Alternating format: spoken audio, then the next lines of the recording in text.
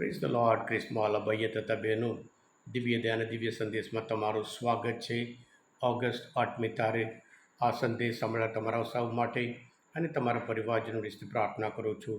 તમારા બાઇબલ લઈ લો, પ્રભુના વચન સાંભળીએ. માથ્યુનો ગ્રંથ 17મો અધ્યાય 14થી 20મી કલમ સુધી.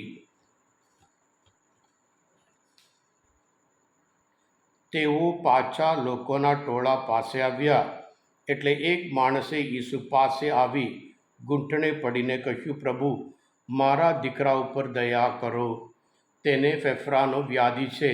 તે બહુ પીડાય છે. ઘણીવાર તે દેવતા પર પડે છે તો ઘણીવાર તે પાણીમાં પડી જાય છે. આપના શિષ્યો પાસે હું તેને લઈને આવ્યો, પણ તેઓ તેને સાજો ના કરી શક્યા. ઈસુએ જવાબમાં કહ્યું, ઓ શ્રદ્ધા વગરના અને આડા લોકો, હું તે ક્યાં સુધી તમારી સાથે રહું? ક્યાં સુધી તમને નિભાવી દેવું? લાવો, તેને અહીં મારી પાસે લાવો. પછી તેઓએ અપદૂતને ધમકાવ્યા, એટલે અપદૂત તે છોકરામાંથી ચાલ્યો ગયો અને છોકરો તે જ ઘડીએ સાજો થઈ ગયો. પછી શિષ્યોએ આવીને ઈસુને ખાનગીમાં પૂછ્યું, અમે કેમ એને કાઢી ના શક્યા? ઈસુએ કહ્યું, કારણ તમારામાં શ્રદ્ધા ઓછી છે. હું તમને ખાતરીથી કહું છું, તમારામાં રાઈના દાણા જેટલી શ્રદ્ધા હોય અને તમે આ પર્વતને કહો, ઉઠ અહીંથી પણે જા, તો એ જશે. કશું જ તમારા માટે અશક્ય નથી. આ પ્રભુની વાણી છે, તે આપણો આધાર છે. ખ્રિસ્તમાં ભાઈએ તબેનો બહેનો, પ્રભુ ઈસુ એમને શિષ્યોને પસંદ કર્યા અને માથ્યુના ગ્રંથમાં 10મો અધ્યાયમાં પ્રભુ ઈસુ એમને મોકલે છે.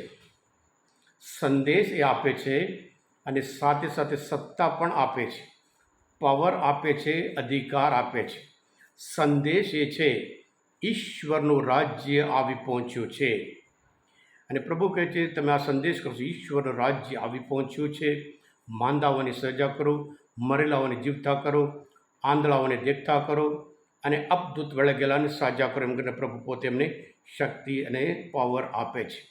એવી રીતે તેઓ જાય છે અને લૂકના ગ્રંથમાં 10મો અધ્યાયમાં આપણે જોઈએ છીએ, ત્યાં એ લોકો પોતે પ્રભુ મોકલ્યા પાછા આવે છે અને હરખાતા આવે છે, પ્રભુ, આપના નામે અશુદ્ધ આત્મા અમને વશ વર્તે છે. એમ કરીને હસતા હરખાતા આવે છે.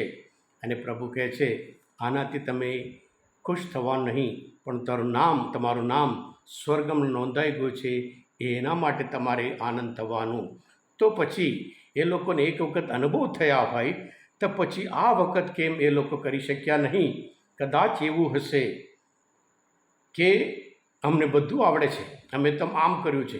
એટલે જે કાર્ય, જે શક્તિ, પાવર, અધિકાર એમને લાગે છે અમારામાં છે, એમ કરીને કદાચ એમનામાં અહમ આવી ગયો, અભિમાન આવી ગયો હોય અને આ વખત એ લોકો નિષ્ફળ થઈ જાય અને પ્રભુ બહુ અફસોસ થઈ જાય છે.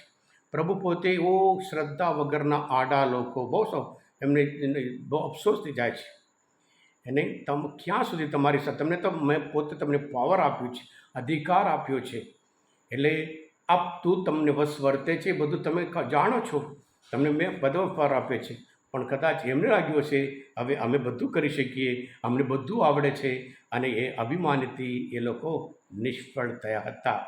કૃષ્ણવાલા ભાઈ તબેનું, સામાન્ય રીતે સામાન્ય જીવન જીવીએ આપણે ત્યારે બધા શ્રદ્ધા રાખીએ છીએ, વિશ્વાસ રાખીએ છીએ. પણ જ્યારે જીવનમાં સંકટ આવે, સંઘર્ષ આવે, મોટું પ્રોબ્લેમ થાય, મોટી સમસ્યા થાય, આપણે સમજી નહીં શકતા, દિશા નહીં દેખાતું, ત્યારે આપણે ખાસ ઈશ્વર ઉપર આધાર રાખવાનું છે. જ્યારે બધું ઈશ્વરને આધાર ઉપર રાખીએ, ત્યાર પછી આ બધું પસાર કરવા માટે સહેલું પડી જાય છે. કૃષ્ણવાલા ભાઈ તબેનું, અહીંયા એક કેન્સર પેશન્ટ, જુવાન માણસ છે, દર મહિને શુક્રવારે આવે છે, અહીંયા પ્રથમ શુક્રવારે. જુવાન માણસ, અને પછી જ્યારે શબ્દ એ પોતે કહે છે એને કેન્સર છે, જ્યારે આ શબ્દ સાંભળી આપણે બહુ અફસોસ થઈ જાય છે. પણ એ માણસને અફસોસ નથી. એટલે એક વખત એ પણ પૂછ્યું, તમને કેન્સર છે અને તમે અફસોસ નથી ને? પ્રભુ પર વિશ્વાસ રાખો. હા ફાધર, મને તો પૂરી શ્રદ્ધા છે કે મારા ત્યાં કેન્સરની સામે કશું થવાનું નહીં, દવા તો કરવાનું, પણ જીવન પ્રભુએ મને આપ્યું છે, એટલે મારું જીવન પ્રભુ માટે અર્પણ કરી દીધું છે. મને કશું ચિંતા નહીં, બસ કશો વાંધો નહીં એમ કરીને હંમેશા હસતા હસતા એ વ્યક્તિ વાત કરે છે. કૃષ્ણ ભાઈ તબેનું આપણે પણ સામાન્ય રીતે શ્રદ્ધા રાખતા હોય, પણ જ્યારે જીવનમાં મોટી તકલીફ આવે, મુશ્કેલી આવે, ત્યારે આપણે બધું પ્રભુના હાથમાં સમર્પણ કરવાનું છે.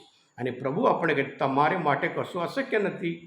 રાયના તાણા જેટલી તમારામાં શ્રદ્ધા હોય તો તમે કહો, આ ઝાડ અહીંથી કહો દરિયામાં પડશે. પણ શ્રદ્ધા મહત્ત્વની છે. જેની શ્રદ્ધા હોય તેને બધું શક્ય છે. પ્રભુ ઈસુની પાવર ક્યાંથી આવ્યું?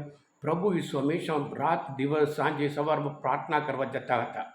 પ્રાર્થના પછી શુભ સંદેશો પ્રચાર હોય, પ્રાર્થના પછી સાજાપણની હોય, એટલે એમને પાવર એમને પ્રાર્થનામાંથી પિતા પરમેશ્વર પાસેથી મળતો હતો, અને એના લીધે એમનું જીવન, એમની મિનિસ્ટ્રી સફળ બન્યું હતું.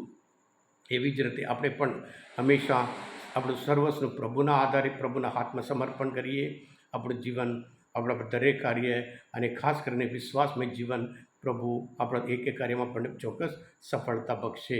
હા કૃષ્ણવાલા ભાઈ હતા બહેનો, આજના શુભ સંદેશમાં ચંદ્ર શાસ્ત્ર પાઠ સમજવા માટે પ્રભુ શ્રી ઓળખવામાં મદદરૂપ થયા હોય, તમે પોતે દિવ્ય દયા અને દિવ્ય સંદેશ સબસ્ક્રાઈબ કરજો અને બીજા માટે પણ ફોરવર્ડ કરજો, કારણ તમે બધા આશીર્વાદિત છો, અભિષિક્ત છો. પ્રભુ ઈસુ, હું તમારામાં વિશ્વાસ રાખું છું. બોલો દિવ્ય દયાનો જય. God bless you all. Jesus I trust in you.